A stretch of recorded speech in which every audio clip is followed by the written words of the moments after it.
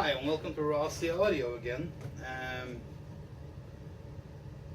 I have been asked quite a bit of time, often, and a lot of times up through the years, because people know that I've been both in the pro audio, car audio, and hi-fi. And they ask me, is there a huge difference in using or mixing or building custom speakers for hi-fi use by using either pro audio drivers or car audio drivers? I have done countless builds myself, custom built speakers, where I have used, in fact, a mix of both hi-fi, pro audio, and car audio in one and the same speaker. But I have also built custom speakers for hi-fi use solely by using car audio.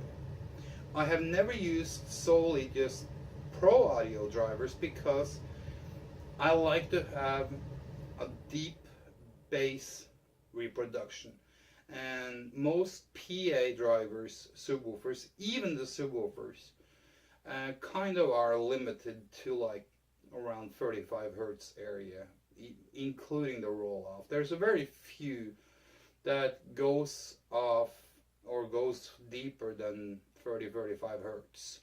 So if you want to explore the lower 20 hertz register, you should pick a hi-fi subwoofer or a hi-fi woofer or a car audio subwoofer woofer driver, and then you can use pro audio mids and tweeters or horns or whatever. Altec and JBL did that for many years. What a lot of people don't know is that even the vintage JBLs that are highly regarded hi-fi speakers, in fact, use drivers that also was used in pro audio.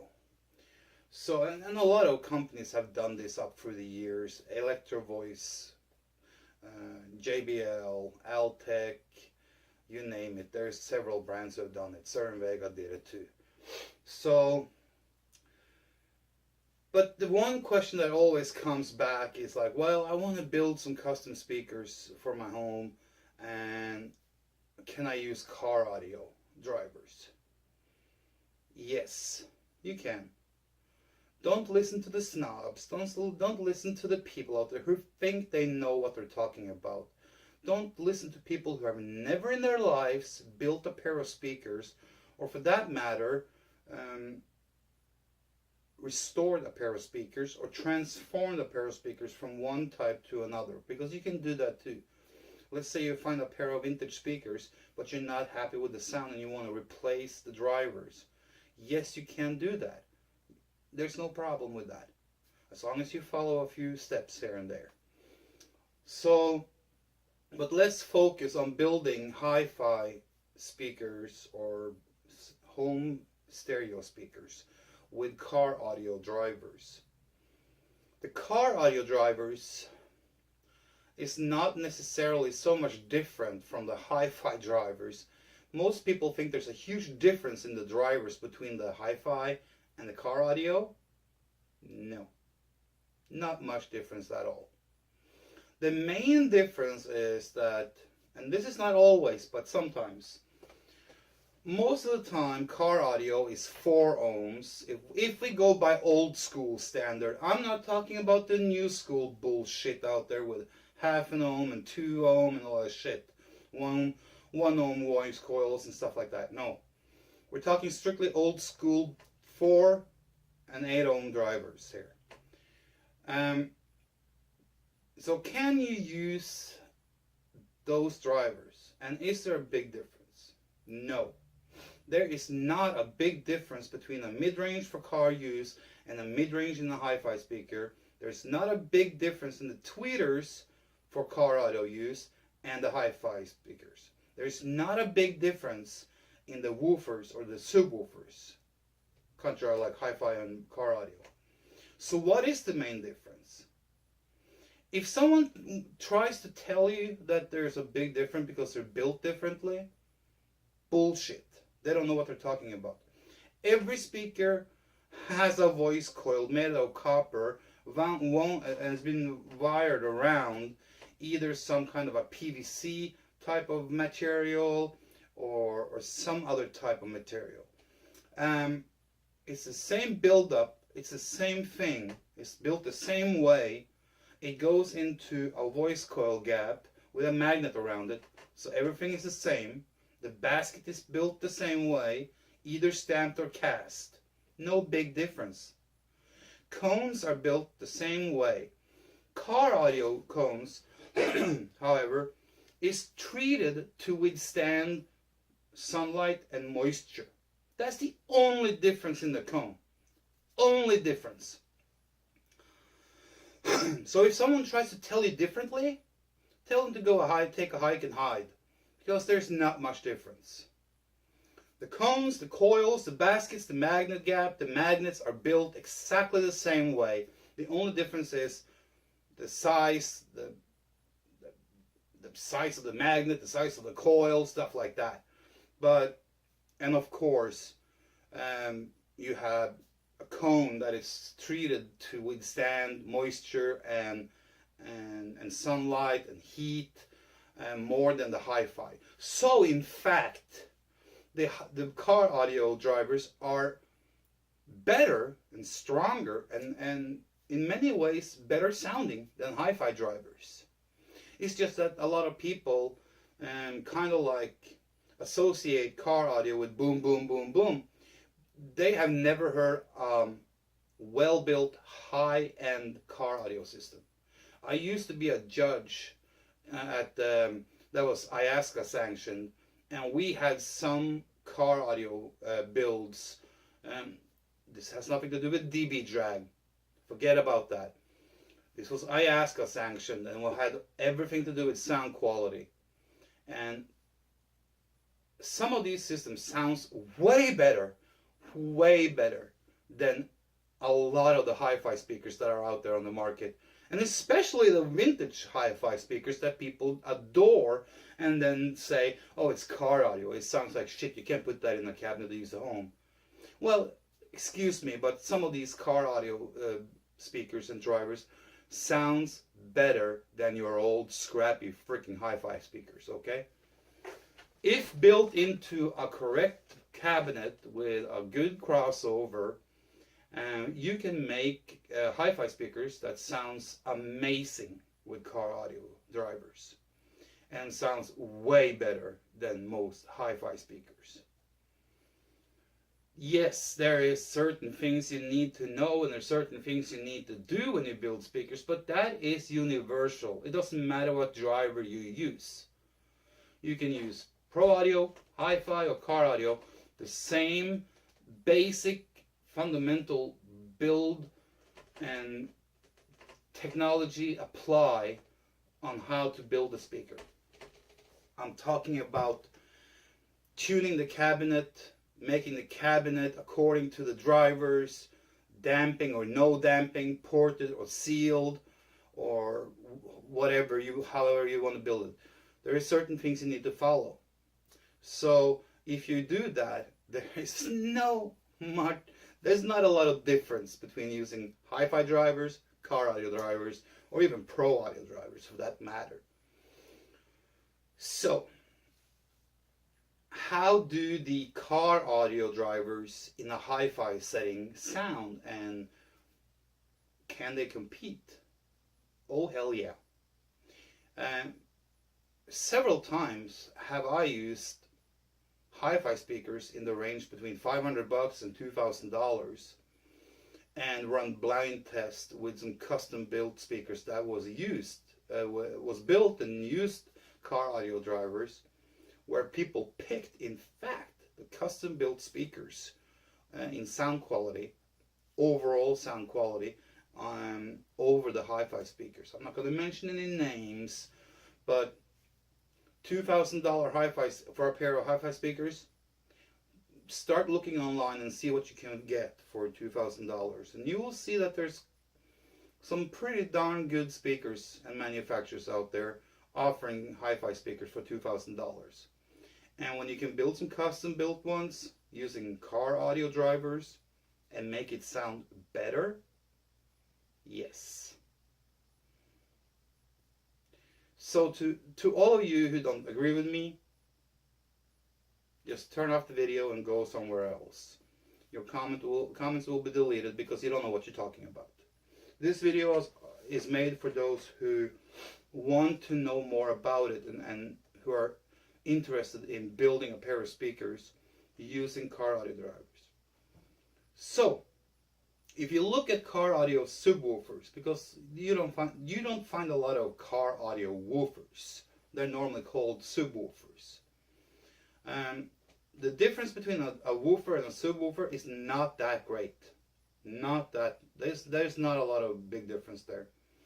The only big difference is that the one is built to go lower than the other. But a lot of woofers, if you look at a lot of woofers, they go low. A lot of woofers can hit down into the 26 hertz area, and with a 12 dB or 18 dB roll off, or maybe 6 dB roll off, whatever. So you see a lot of these woofers can go low. But a lot of the subwoofers, if you look at the subwoofers and you look at the frequency range that they can operate in and what the manufacturer says, there is a lot of subwoofers that place up in the 500-600 hertz range perfectly, even higher, sometimes higher. So is it a problem building a hi-fi speaker? And let's say you build a 3-way custom built speaker, and instead of using a hi-fi woofer, you want to use 12-inch subwoofer from car audio. Okay, so you use that and you cross it over at somewhere between 400 and 500 hertz, and then you have a car audio mid-range taking over from there, and that one crosses over around somewhere between 3,000 and 5,000 kilohertz or hertz, and then you have a tweeter that takes on the rest of it, that goes from there and up to 20 kilohertz. So what is the biggest challenge? Well, the biggest challenge is building the right cabinet for the drivers that you have chosen. I'm not going to recommend any brand over any other brands, but let's say you want to use either Rockford Fosgate, Soundstream, Certain Vega, JBL, Polk, whatever car audio speakers you want to use. And I suggest that you look at those speakers that can be associated closest to the old school type of speakers. Don't go for the big fat surround subwoofers. Those are useless in such a build. So you want more like an old school type of subwoofer. Do you want to use the crossover that comes with the car audio speakers, the component set? If you want to use component set, you can use coaxial too, that's no problem. No, I normally say don't use the car audio crossover that comes with the speakers. They're okay. It's not a problem there. They're okay. But in a custom built speaker, I always recommend building a custom built crossover, and build it like it was built from a hi-fi company. So build a good crossover, because that's where you're gonna spend a lot of money to improve the sound. Okay, a good crossover has more to say on the good part of sound than anything else. Is a crossover more important than a tweeter, than a mid-range, than a subwoofer or a woofer? It's not more important, but once you buy the woofer and once you buy the mid-range and the tweeter, you can't really spend more money improving those drivers. But spending money on the crossover, you can go cheap, or you can go a little bit more expensive, or you can go super expensive. And somewhere in between there, you will find that spending a little bit more money will gain you better sound quality. The drivers are set, they're fixed, You can't pay, once you have the driver in your hand, you can't pay someone more money to make that driver sound better or different. It's going to sound the way you give it the environment to do, okay? You are creating the environment for the drivers. And part of that environment is the crossover, the cabinet, stuff like that. The tuning of on the cabinet and all that stuff. So that's what you have to look into. So let's say if I was going to build a custom built hi-fi speaker, only using custom built drivers, like I buy loose drivers here and there, I pick that mid-range, that tweeter and that woofer, and I build this type of cabinet with this type of tuning, or maybe I go with a sealed cabinet, and I build that hi-fi pair of hi-fi speakers, and then side by side I build another custom speaker using car audio. I wouldn't build, those cabinets would not be the same. So it's all about building the cabinet to create an environment for that driver to sound its best. That's what it comes down to. It has nothing to do with the drivers. So if someone tells you that you can't use car audio drivers in a hi-fi setting, tell them to take a hike and just start laughing. And I know for sure that a lot of people on YouTube and a lot of people on Facebook are going to go and say, oh, he's so way off and he's wrong. Have you ever tried? I bet you haven't. I have several times. And I have flat out outplayed $2,000 hi-fi speakers that are highly regarded. And you would be surprised if I mentioned the brand. But you know what? I'm going to save your sore, butthurt butt for now.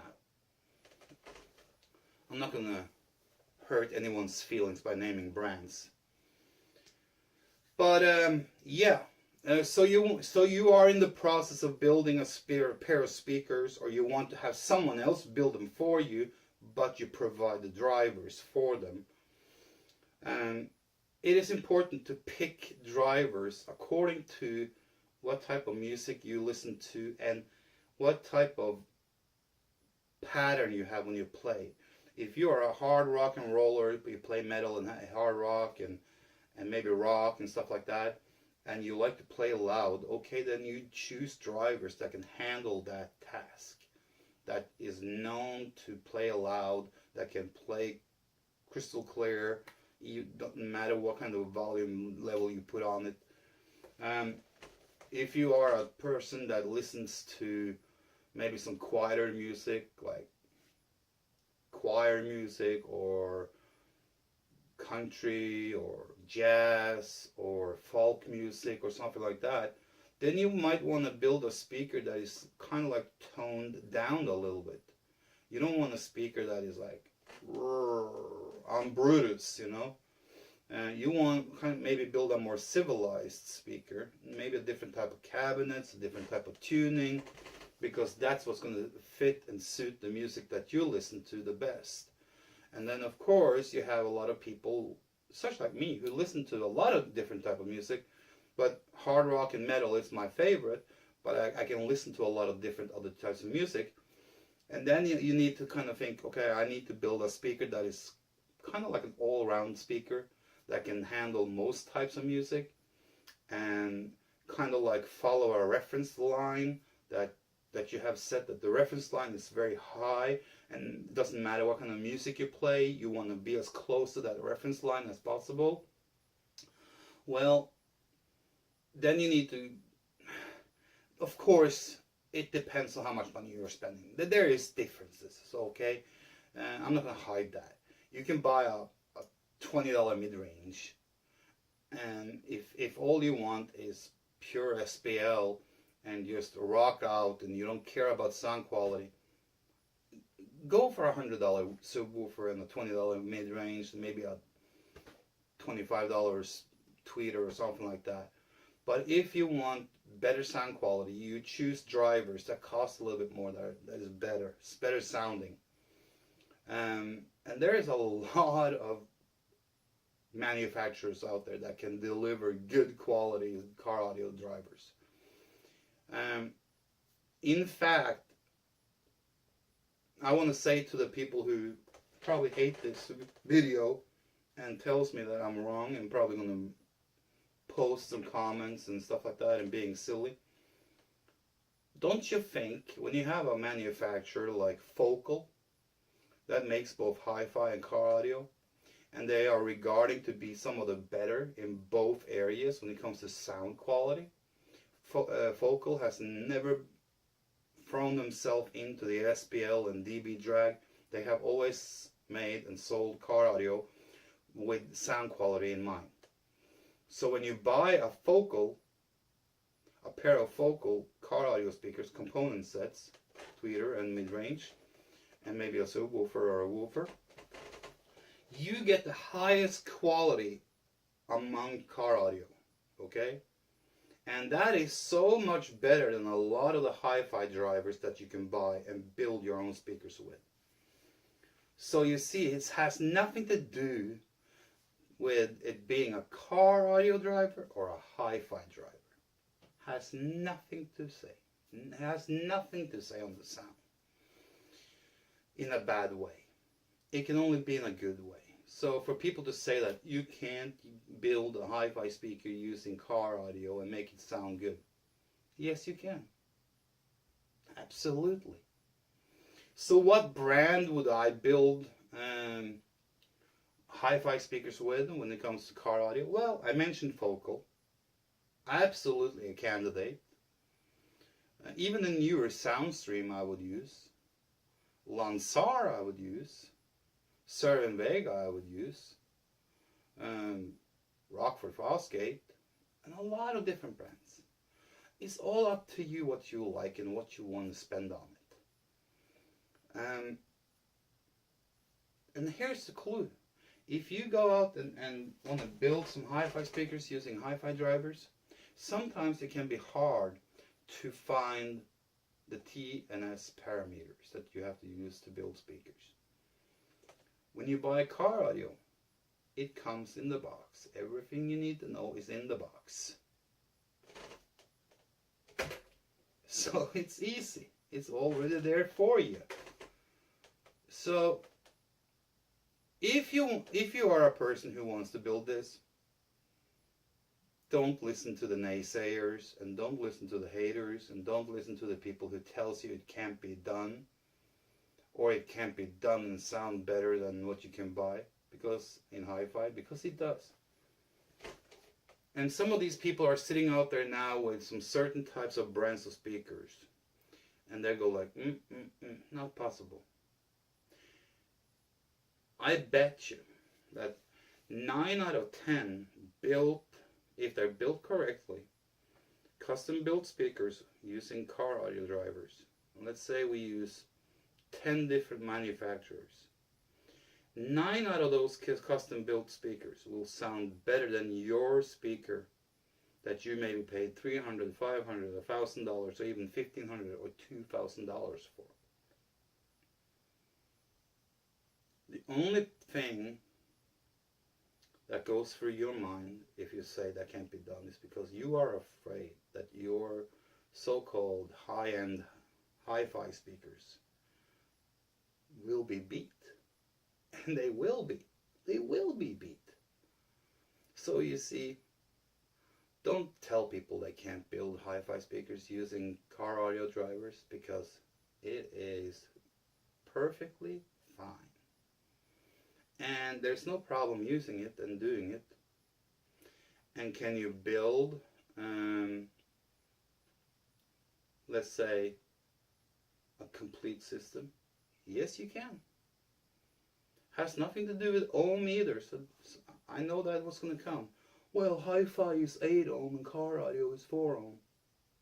No, it's not. A lot of hi-fi speakers are 4 ohm. A lot of hi-fi speakers are 6 ohm. A lot of hi-fi speakers are 8 ohm. Even a lot of hi-fi speakers are 16 ohm. Then you have some car audio speakers that are 4 ohm. You have some that is 8 ohm. You even have 6 ohm. and of course 2 ohm, but we're not talking about the 2 ohm ones. But yeah, you can get 4, 6, 8 in cars. You can get 4, 6, 8, 16 in hi-fi. So it's really no difference. You just build the crossover to fit the impedance of the speaker.